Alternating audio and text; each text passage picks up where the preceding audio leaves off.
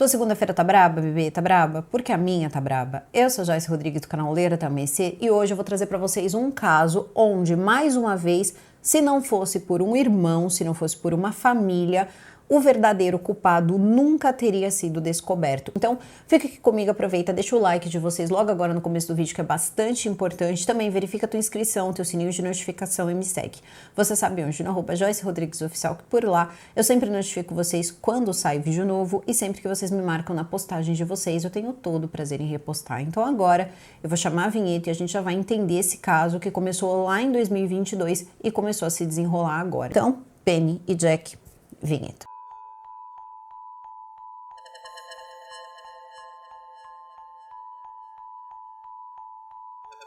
Vocês lembram do caso do SAMU, do médico do SAMU, que eu digo inclusive naquele vídeo pra gente tomar um pouco de cuidado com essas questões todas de eu cheguei, a pessoa já estava sem vida, quando a ambulância chegou já estava sem vida, mas eu não sei o que aconteceu, acho que pode ter sido isso, acho que pode ter sido aquilo, e de repente essa pessoa ela não passa por mais exames, você não tem mais informações sobre o que aconteceu e de repente isso aí fica dessa forma, acontece um sepultamento e depois pouca coisa muitas vezes pode ser feita. E isso teria acontecido com a Carolina, que também é conhecida como Carol, se não fosse o irmão dela e a desconfiança do pai também e da família, inclusive dos amigos e das amigas, em relação à morte de Carolina da Cunha Pereira França Magalhães, de 40 anos de idade, no dia 8 de junho de 2022. E como isso aconteceu e por que a família, os amigos e as pessoas que gostavam muito dela foram muito importantes para que isso de repente não ficasse como se ela decidisse acabar com tudo. Ela simplesmente jantou com o namorado e depois foi do 8º andar abaixo. Então tudo isso precisou aí ser provado mentira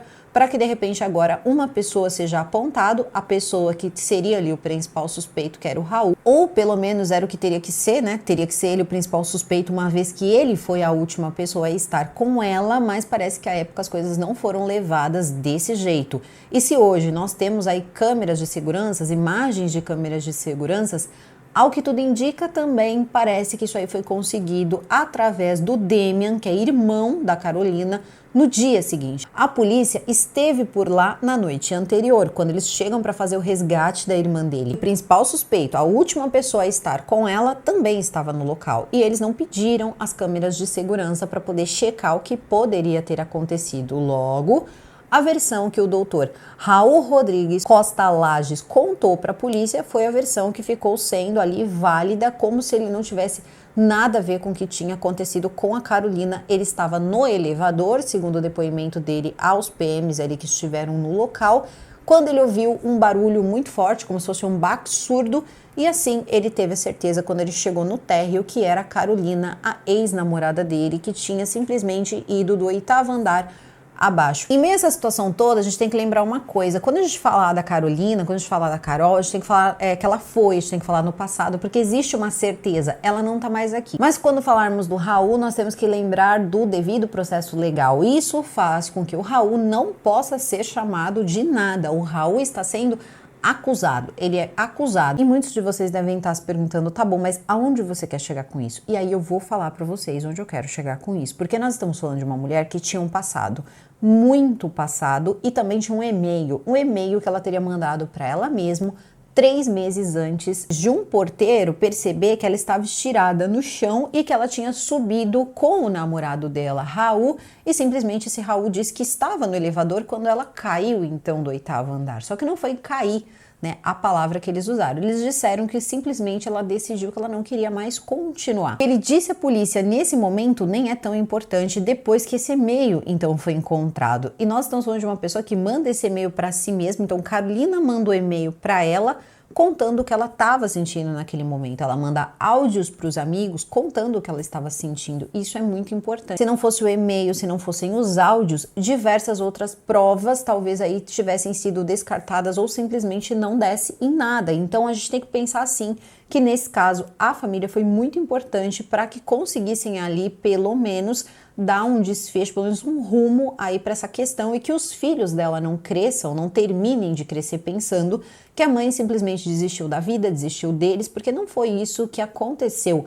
segundo o que vai ser demonstrado pelas câmeras e segundo também o que pessoas ali do prédio ouviram à época. Carolina da Cunha Pereira França Magalhães, de 40 anos de idade, ela ajudava o pai dela, era braço direito ali do pai dela, em um escritório importante de advocacia em Belo Horizonte. Ela trabalhava com direito imobiliário com o pai dela, também estava em busca ali de crescimento profissional, busca também de criar os 2 filhos dela, o Vitor e o Lucas, quem sabe encontrar uma pessoa para dividir a vida e estar viva para ver, quem sabe, os filhos se tornando ali cantores. E ela era uma pessoa apaixonada pela vida, apaixonada por viajar, apaixonada pelos amigos, ela era uma pessoa cheia de energia, cheia de vida, e talvez, depois do divórcio, ela tenha ficado com os meninos e pensado, por que não, eu não posso ter a chance de conhecer uma pessoa, de repente ter um novo relacionamento, e é nesse momento que ela acaba conhecendo, então, um ano antes, tá? Então, 2021 ali, ela conhece um amigo em comum do irmão e de um amigo dela, que era um homem, um advogado, que era Raul Rodrigues Costa Lages, também advogado, descrito como muito bem sucedido, ambos advogados, jovens e tal, e parece que ele era o típico conquistador, segundo a delegada do caso, a delegada responsável do caso, a doutora Yara. Então a doutora Yara levantou muitas coisas sobre a vida dele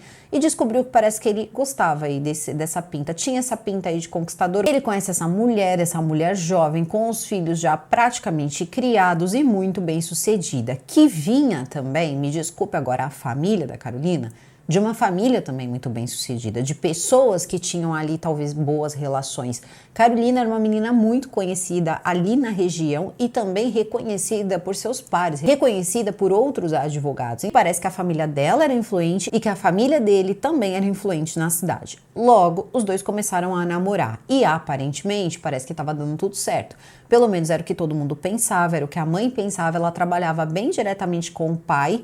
E aí parece que as coisas foram caminhando aí por bons caminhos há algum tempo. E eu tenho que dizer para vocês que não foi muito tempo não, foi pouco tempo. Por quê? Logo em seguida parece que o comportamento dele começa a mudar. O Dom Juan já não é mais o Dom Juan e ele começa a demonstrar que ele era um cara agressivo. Segundo a mãe dela, a amiga dela e os filhos dela, ela chegou a terminar esse relacionamento 4 vezes. Nesse relacionamento, ele, que era um cara conhecido por ser bem sucedido, ele também era divorciado, ele também tinha filhos. A ex-mulher dele, para vocês terem uma ideia, tinha uma medida protetiva contra ele, tá? Porque ele teria dito pra ex que ele simplesmente ia acabar com ela também. Quando eles começam esse relacionamento, a família dele teria falado com a Carolina e dito para Carolina que ele era uma pessoa complicada, que ela tivesse um pouco de cuidado. Então, a própria família dele alerta a Carolina de que ele era uma pessoa com um potencial um pouco agressivo e que era para ela, de repente, se afastar dele. Só que ela, assim como está escrito na fonte, se colocava como humanista e acreditava que as pessoas tinham direito a ter uma segunda chance. Ainda não fica claro quais eram os motivos dele estar com a Carolina. Muito sinceramente, ainda não ficou muito claro, porque veja só, logo depois que a família já tinha alertado e que eles engatam esse relacionamento aí muito, enfim, apaixonado dos dois, a família dela também começa a perceber que de repente ele não era o cara certo para ela.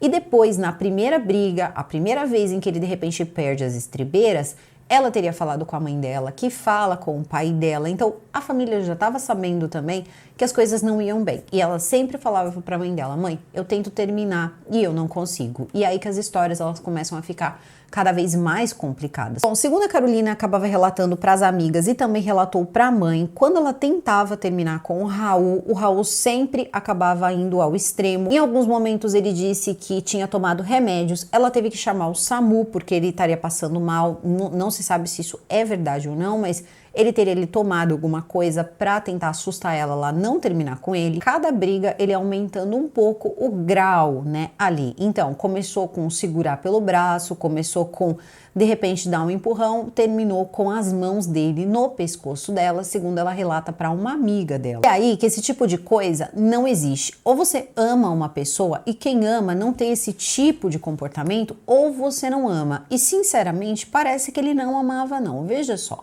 Ela tenta terminar uma vez com ele, acontecem todas essas coisas, tenta terminar 2, tenta terminar 3 e nada. Ele começa a dar um jeito de achar ela em qualquer lugar, para eles acabarem se vendo, para ele conseguir falar com ela, para ele conseguir tentar entrar na vida dela de novo. Ao que tudo indica, os filhos parece que não chegavam a ver brigas ou ver coisas ali um pouco mais acaloradas, não. Ela parece que protegia os filhos dela de tudo isso. As coisas, elas acabaram em um ponto que ela já estava com o psicológico dela tão abalado, mas tão abalado, que ela envia um e-mail para si mesmo. Sim, ela manda um e-mail para ela, sabe? É aquele e-mail que aparece de mim para mim. Seria basicamente isso. Ela manda um e-mail contando que ela já tinha tentado terminar várias vezes o relacionamento, que ela sabia que aquilo não era certo, que aquilo não era bom, que aquilo não estava fazendo bem para ela, mas ela precisava de forças para poder aceitar essa informação, para poder aceitar essa situação e seguir em frente. Então, ela sabia que esse relacionamento só estava acabando com a vida dela, mas ela não conseguia terminar o relacionamento. E nesse dia que ela envia esse e-mail para ela mesma, o que ela faz? Ela pega a mala dela e ela vai viajar para o México. Ela vai encontrar as amigas dela no México e ela conta para as amigas. Ela fala: olha, eu tô vindo para cá, mas eu basicamente fugi aí por um tempo, não fugi de um ou de outro, não, fugi do mundo por 10 dias, decidi passar 10 dias aqui com os meus amigos. Ela começou a ter muitos problemas, porque é típico também de relacionamentos que são assim, esses relacionamentos bem tóxicos, onde o cara, ele simplesmente começa a afastar a pessoa das suas amizades. E quando você está falando de uma pessoa de 40 anos de idade, é quase como se você estivesse falando assim: meu Deus, ninguém faz isso com uma pessoa de 40 anos de idade, porque é uma pessoa que já é uma pessoa vivida, uma pessoa que entende da vida, uma mulher estudada, uma mulher inteligente. Sim, acontece. E o Raul começou a fazer o quê? O Raul começou a sair, o Raul começou a ter a vida dele. E vocês lembram que eu comentei com vocês que o Raul, ele era bem sucedido, que ele tinha grana, que ele tinha a vida dele, pelo menos aparentemente, ele tinha ali uma vida de sucesso? Parece que as coisas não eram bem assim, não. Porque durante a investigação policial, eles descobriram que, na verdade, até a academia que ele frequentava, quem estava pagando era a Carolina. Então, Carolina estava aguentando todas as coisas ali que ele fazia ela passar, ou melhor, ela estava passando por essa situação e ainda estava pagando as contas dele. Qual a extensão disso, quanto das contas ela estava pagando, não se sabe. Também não é possível saber se ele estava morando com ela, porque em determinados momentos, quando ele vinha com esse papo, ele vinha com esse assunto de eu vou acabar com tudo, ela dizia pra ele: como é que você vai fazer isso? Você tem filhos? E ele dizia: nada faz sentido pra mim. E ela tava sempre tentando dissuadi-lo aí dessas ideias, então tudo era muito cansativo. Esse tipo de relação é um tipo de relação muito cansativa, onde você precisa estar sempre ali com medo, assustado. Isso meio que dá uma levada ali, sequestra um pouco os seus pensamentos. Você não consegue raciocinar direito. Você tá sempre ali envolto aquela névoa de insegurança, de você não conseguir falar pra pessoa qual é a real, ó, segue a sua vida, porque você não sabe o que essa pessoa vai fazer. E vem aquela frase: tá, mas se ele fizer, isso é problema dele. Só que nem todo mundo é assim, nem todo mundo consegue pensar dessa forma, nem todo mundo vai pensar dessa forma, e talvez nem seja o correto pensar dessa forma. Aciona a família, aciona ajuda, mas também não fica próximo o suficiente desse tipo de gente, porque, mais uma vez, ele não queria saber do filho dele, não queria saber de ninguém, da família dele, não queria saber de nada. Então, por que ele vai se preocupar com você? Você não é melhor que eles, você só tá em um papel diferente naquele momento. Esses 10 dias que ela passa longe dele no México, ela estava muito feliz. Ela estava feliz, ela tinha voltado ali a ter uma amizade mais estreita com as amigas por esses 10 dias, então ela se diverte muito. Quando ela volta, ela encontra com ele e rapidamente os dois reataram. Sim, eles acabam reatando e depois de reatar o relacionamento, novamente ela se afasta um pouco ali dos amigos dela. Tem uma amiga dela que tem áudios, tá, dela dizendo: eu não suporto mais tudo isso, eu não suporto mais esse ar de ameaça, tudo que ele fala, tudo que ele diz, ele age sempre como se ele estivesse me ameaçando, ele sempre está com um tom de ameaça. Isso é uma coisa muito complicada, sem contar que a gente tem que pensar que ela tinha 2 filhos dentro de casa e que ela era uma pessoa responsável. Então a gente não sabe até onde isso aí pode ter ido, até onde essa manipulação pode ter chegado. E, mais uma vez, quando uma família chega a avisar, é porque já aconteceu em algum momento da vida dele. E tinha acontecido mesmo. Aconteceu com a ex-mulher dele. A ex-mulher dele tinha uma medida protetiva de 2018 para que ele não chegasse próximo, porque ele teria dito que iria acabar simplesmente com ela. E é nesse momento que quem olha diz: mas é porque tá se separando, tá com raiva, é sempre um momento difícil para todo mundo, esse tipo de coisa. Não sabemos, né? Não sabemos aí o que a ex-mulher dele tinha a dizer sobre ele. Só que parece que sim, ele não era uma pessoa muito fácil. Tudo que estava importando para ele naquele momento era sugar bastante a Carol, porque segundo as investigações ela estava pagando as contas dele e viveu uma vida onde a Carol não iria largá-lo. E aí surge também aí uma desconfiança que ele teria traído ela ainda. Então, quer dizer, seria muita coisa. Peraí, eu tô passando esse tempo com você, não é um tempo de qualidade, não temos um bom relacionamento, você ainda me trai? No dia 8 de junho de 2022, por volta das 11h14 da noite, tá? Da noite, o sensor de movimento, uma luzinha, aquela luzinha que fica na área comum do prédio, dispara e o porteiro vai verificar o que é. Poderia ser uma pessoa que pulou, alguma coisa ali de repente para roubar. Ele teria saído da guarita e olhado ali na área comum do prédio, um prédio muito bom, muito bonito, e percebe que não. O que tinha acontecido é que Carol estava caída no chão. Só que o problema disso é que ela teria caído. Só que isso foi do 8º andar, que era onde ela morava. Quando isso acontece, assim, o homem fica desesperado. Ele olha pra Carol e ele fica desesperado. Só que quando ele pensa em fazer alguma coisa, eu vou chamar um SAMU, vou chamar alguém, quem está descendo logo em seguida? Assim que o porteiro encontra Carol, quem está chegando? Raul está chegando no térreo. Raul encontra o porteiro que está desesperado porque acabou de encontrar Carol. Bom, segundo o porteiro, naquele momento, ele estava segurando sacolas, ele estava vestindo um terno, o que era muito diferente da última roupa que então esse homem teria visto o Raul vestir. E nesse momento ele diz: meu Deus, a Carol. Segue para o carro dele, ele estava com as sacolas na mão, ele segue para o carro dele falando no celular, segurando sacolas, coloca tudo no porta-malas e faz o quê? Ninguém sabe, porque ele estava falando ao celular, ele sai com essas sacolas que estavam no carro, ele sai com o carro, o porteiro vai lá, chama ali a ambulância, o porteiro chama a polícia e de repente, por volta ali das 11h20, chegam os filhos dela.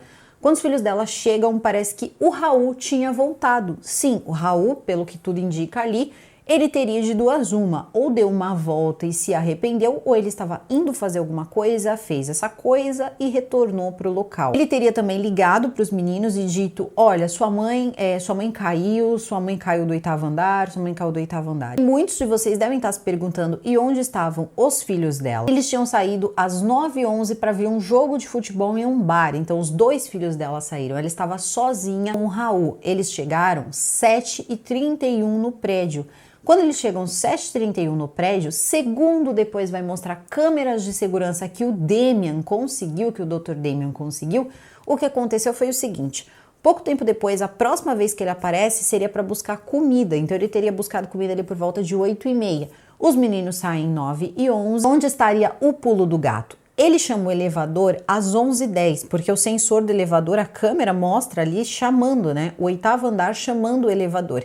E ele entra então no elevador. Só que acontece que ela estava no solo. Às 11h14, ela estava no solo. Ele chega um pouquinho depois. Faz as perguntas de sempre. Onde você estava? O que aconteceu? E ele diz o seguinte, que ele estava realmente descendo, que ele teria chegado com ela, que ele estava descendo quando ele escuta um barulho muito forte. E quando ele escuta esse barulho, ele desceu, encontrou ali o porteiro, e o porteiro disse que ela estaria caída no chão. Parece difícil de colar essa história, mas colou. Quando os PMs estiveram lá, talvez a situação não dá para entender. Aquele seria o cenário de um flagrante. Era só a questão de pedir as câmeras de segurança que ficavam ali no prédio, e parece que a polícia acabou não pedindo essas câmeras de segurança. Quem vai conseguir as câmeras de segurança no dia seguinte é o irmão da Carolina, o Damian. Os meninos inconsolados, todo mundo inconsolado com o que tinha acontecido, só que aí aconteceu o seguinte: começaram a dizer que o que ela tinha feito era decidido, que ela queria, né, usar ali o 8º andar, vocês sabem pra quê.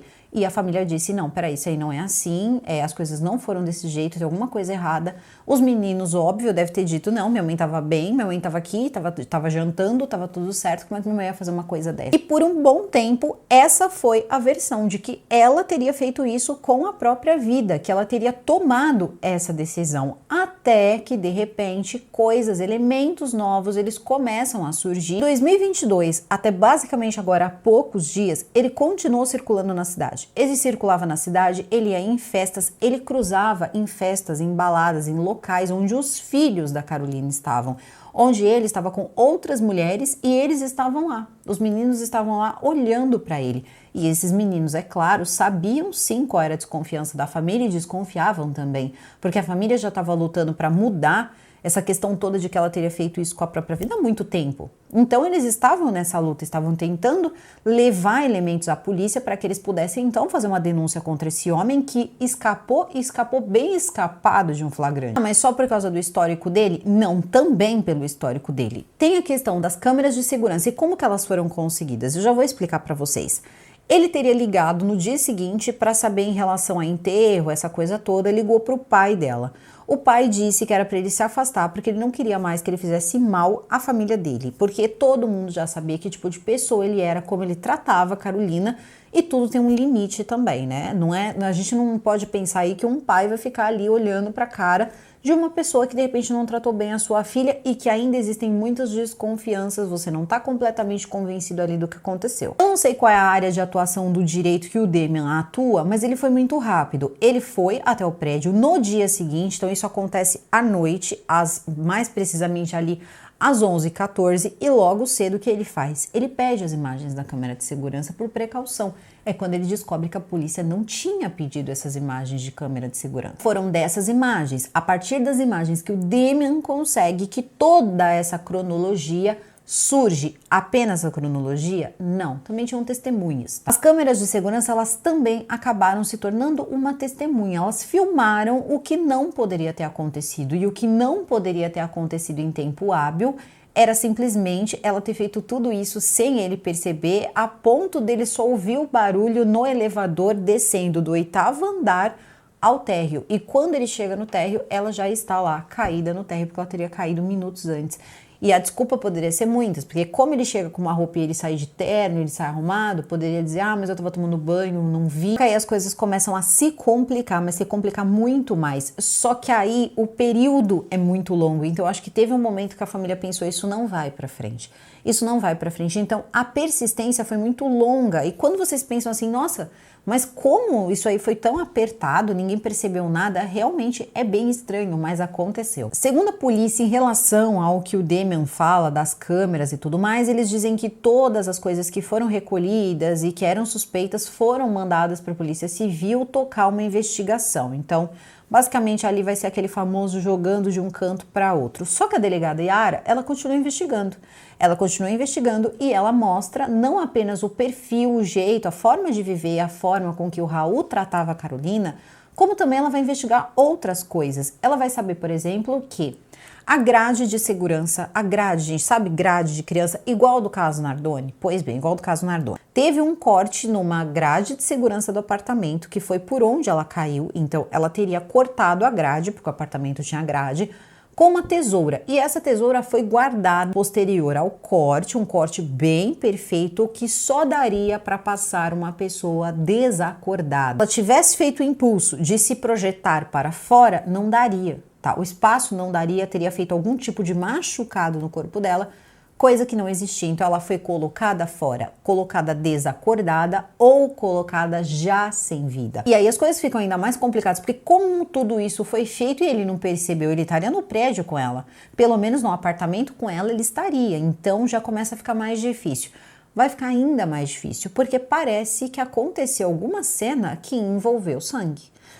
Mas como é que você sabe disso? Porque passa, tá? Tá na investigação. Porque é relatado da seguinte maneira, que antes de sair, ele teria limpado toda a cena. Ele troca a roupa de cama, coloca na lavadora, junto com panos que tinha o líquido lá, estava todo manchado de vermelho, e ele teria colocado numa lavadora, tá? Então ele coloca na máquina de lavar, ele limpa ali mais ou menos ali a cena, e tá tudo certo. E aí é a hora que ele desce. Então, se a gente parar para pensar, o que aconteceu antes é a pergunta. O que aconteceu antes de repente, ela acabar sendo projetada para fora da janela? E aí, essa pergunta vai ser respondida com testemunhas. Não sei se vão aparecer no processo como principais, mas talvez as que melhor ilustrem o que pode ter acontecido naquele dia foi o seguinte.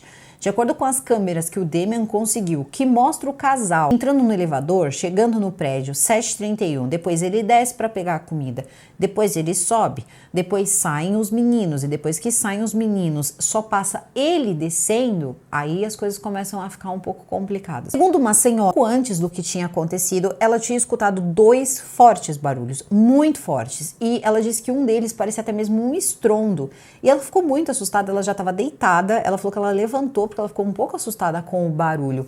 E pasmem, tá? Logo em seguida ela escuta outro barulho. Então, isso tudo faz com que tenha sentido a investigação da delegada Yara. Porque a delegada Yara, ela pensa sobre tudo isso, porque teve um momento que um outro vizinho ouviu uma discussão onde ela dizia: eu não tenho que aguentar mais isso, eu não tenho que aguentar mais você. Ele disse que era uma voz de uma mulher que dizia: eu não tenho que aguentar mais você, eu não tenho que aguentar mais essa situação, eu não tenho que aguentar mais essa vida. Então, basicamente, ela estava terminando com ele, tá? Então, termina com ele, depois a outra vizinha escuta os baques ali como se fossem quedas e batidas e coisas assim, e aí as coisas começam a se ligar, porque a gente escuta qual foi a conclusão ali da investigação, o que eles oferecem para o Ministério Público.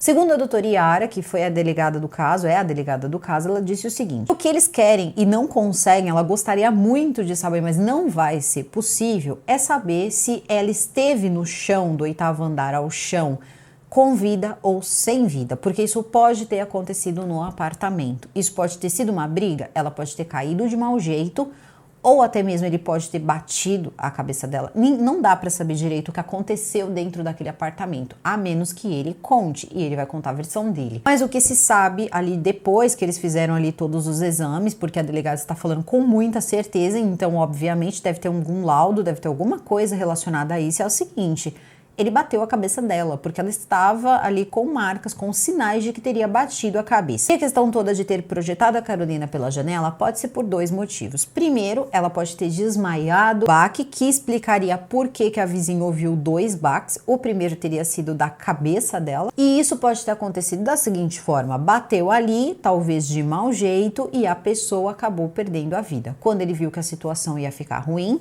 ele cortou a grade da janela e projetou ela para fora. Ou simplesmente ele percebeu que ela estava muito machucada, não queria chamar ajuda para de repente não se expor e não acabar sendo preso. Então o que ele faz?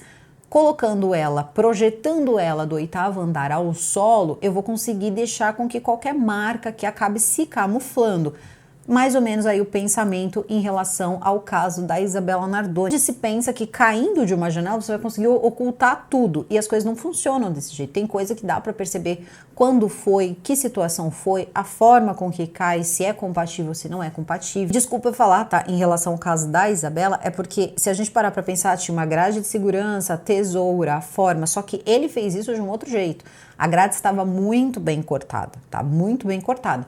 Talvez ele não tenha pensado que o corte que ele fez não daria para Carolina fazer sozinha, né? Ela teria que estar ali em uma situação em que ela estaria quase parada para ser colocada. E quase parada ela não conseguiria fazer sozinha, alguém teria que ter feito. A investigação da delegada Yara foi ótima, foi muito bem feita, mas eu fiquei pensando, mas tudo bem, mesmo que eles não tivessem visto as câmeras de segurança, a gente tem que pensar o seguinte: tinha o cesto de lixo que estava a grade, depois tinha também a tesoura. Eles não fizeram nada no apartamento, não teve perícia no apartamento. Essas são perguntas que vai ser difícil aí de encontrar respostas, a menos, é claro, que conforme esse caso se desenrole, isso tudo acabe, né, vindo à tona e a gente saiba mais detalhes. Ele acabou de ser denunciado. Muitas perguntas, quem teria que responder era ele ou o advogado dele. Então todo mundo fica, tá, mas qual a versão dele sobre tudo isso? O advogado diz que não, que ela teria sim feito isso com a própria vida. Diz que o cliente dele vai conseguir provar tudo, mas jogou a parte da defesa, eu nem sabia que dava para fazer isso, mas ele colocou só a parte da defesa, que corresse em segredo de justiça. Então parece que essa parte, a parte da defesa, ela tem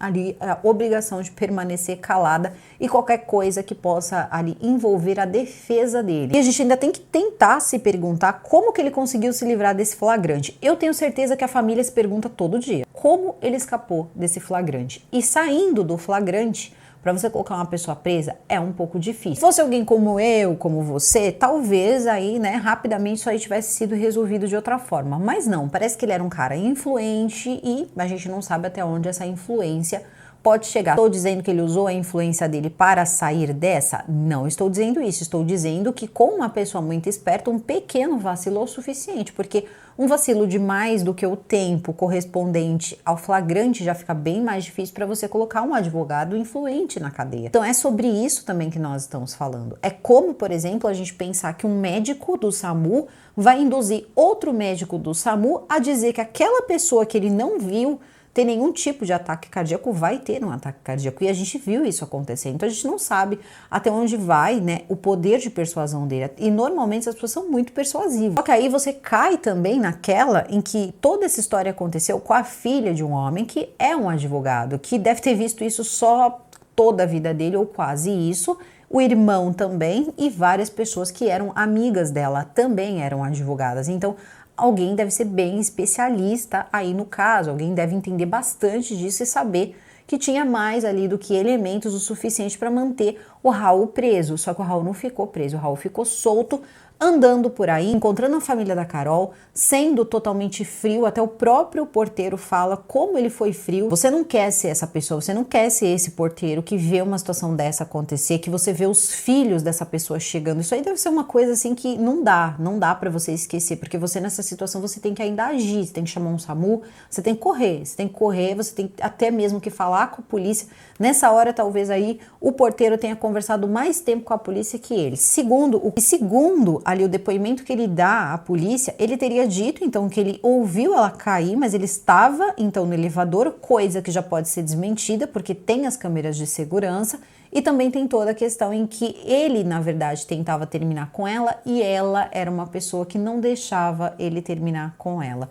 Como se isso fizesse diferença quando se trata de uma pessoa que foi projetada do 8º andar. Quem é que tentava terminar com quem? Isso vai explicar ou justificar? Não, mas consegue descredibilizar Carol. Então você mostra uma pessoa que não está equilibrada, correndo atrás dele e sendo ali uma pessoa totalmente inconveniente, e assim, quem sabe, né, você consegue ganhar aí na narrativa de que essa pessoa ela pode ser uma pessoa totalmente fora de si.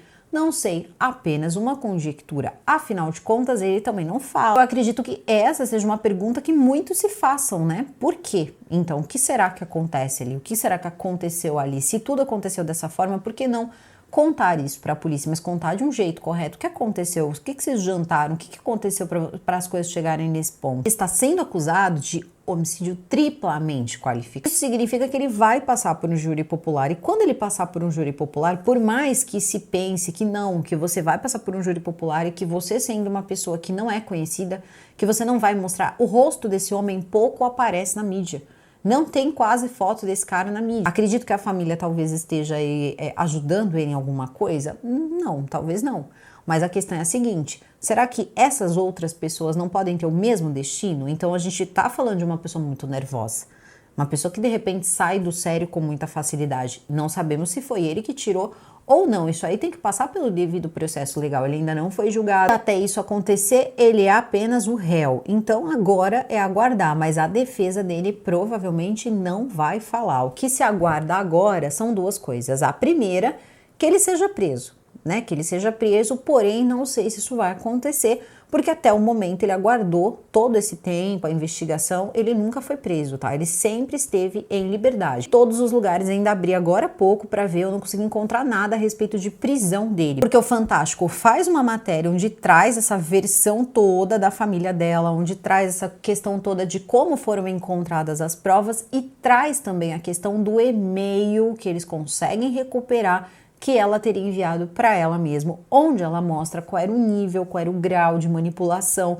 o grau de estresse, como ela estava como pessoa, e as coisas ali, demonstravam um pouco das coisas ali que ele fazia com ela. E essa teria sido a peça que faltava para que ele então virasse réu. Só que a questão é a seguinte: antes de ter o e-mail, antes de ter a câmera de segurança, já tinha a máquina de lavar cheia de roupa, já tinha pano sujo, já tinha a questão toda dele ter chegado lá, contado essa história e as pessoas terem ouvido os barulhos. E por que ele não estava preso? Ele poderia ter fugido nesse meio tempo, muitas coisas poderiam acontecer.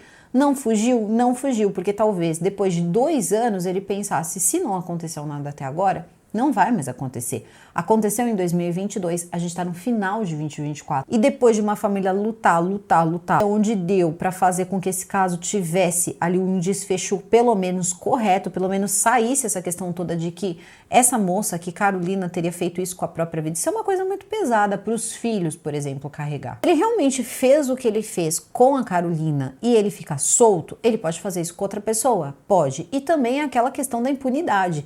Quanto mais impune uma pessoa passa de uma situação, mais ela acha que ela tem essa capacidade de passar impune sempre que esse tipo de coisa acontecer. E aí a gente também vê uma certa escalada, porque ele já era uma pessoa que tinha um comportamento que não era correto com a ex-esposa, a ponto dela ter uma medida protetiva. Pois ele namora com a Carolina, onde ele vai ter um relacionamento conturbado, desrespeitoso, onde ele vai acabar segurando o pescoço dela. Tem também toda a parte psicológica que ele sabia manipular muito bem. Hoje, o que a família quer, o que a família busca, e também o motivo de eu estar trazendo esse caso, a família quer visibilidade pro caso. E aí eu fiquei pensando, caramba, eu nunca pensei que eu ia ver uma família de advogados. De verdade mesmo, do fundo do meu coração, eu nunca pensei que eu ia ver a filha, tá, de advogados, a filha de pessoas com tantos advogados na família, trabalhando e nativa com isso, passando por uma situação dessa e que de repente, assim, demorou 2 anos para que uma coisa fosse para frente. Acho que em nenhuma situação perder o filho é fácil. Só que nessa situação eu tenho certeza que só tá acontecendo uma justiça porque eles são quem são e eles sabem disso também.